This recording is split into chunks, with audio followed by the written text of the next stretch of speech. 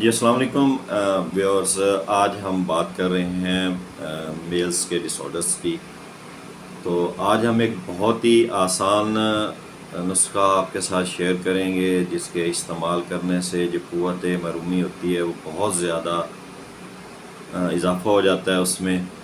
اور بڑھاپے میں بھی جوانی کا احساس ہوتا ہے، اور اس کے کچھ عرصہ استعمال کرنے سے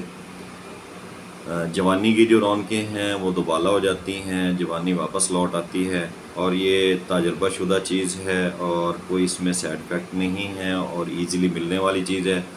اور صرف ایک چیز ہے جو کہ جس کے استعمال سے بہت زیادہ آپ فائدہ اٹھا سکتے ہیں۔ تو وہ کون سی چیز ہے، آپ کا ہم ٹائم نہیں لیتے، کیونکہ بڑے بڑے نسخوں کی طرف میں نہیں جاتا، ان چیزوں پر میں نہیں رکھتا، کیونکہ جو سنگل ریمیڈیز ہوتی ہیں یا کوشش کرتے ہیں ہم اس کا علاج جو ہے وہ قدرتی چیزوں سے کریں، جو کہ فائدہ مند ہوں اور جس سے نقصان نہ ہو، اور ہر ایک انسان کے لیے ایزی اپروچ ہو اس میں آپ نے کیا لینا ہے؟ خصیہ لینا ہے بکرے کا، جسے بزک بھی کہا جاتا ہے یا بکرا کہا جاتا ہے۔ آدھا سیر لے کر اس میں آپ نے صاف کر لینا ہے، اس کے پیسز کر لینے ہیں، اس کے اندر نمک، مرچ، مسالہ، لہسن، پیاز وغیرہ کے ہمراہ، اور روغن زرد میں اس کو بریاں کریں۔ کاٹنا بہتر ہے، اس کے 2 یا 3 پیس کر لیں ایک کے، اس کے روغن زرد میں بریاں کر لیں، پکا لیں، اور نصف دن کو یعنی دوپہر کے ٹائم اور نصف رات کو اور لیٹ نائٹ میں گندم کے ہمراہ، یعنی کہ ایک سالن کی شکل اختیار کر جائے گا، لذیذ بن جاتا ہے، اور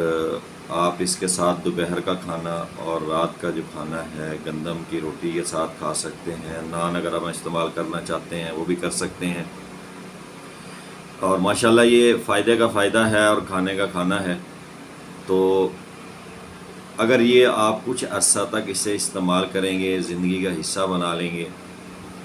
تو انشاءاللہ اللہ کے حکم سے قوت باں میں بے حد اضافہ کرتا ہے،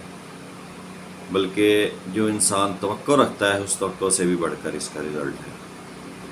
تو اس چیز کو استعمال کریں، صرف ایک چیز ہے، سنگل چیز ہے، بکرے کے خصیے لینے ہیں، آدھا کلو آپ تقریباً استعمال کر لیں۔ اگر آدھا کلو پہلے دن نہیں کر سکتے تو اس میں آپ 1 یا 2 پیس کر لیں، اس کو اچھی طرح صاف کر لیں اور اس کے پیسز بنا لیں۔ پیسز بنا کر اس کو آپ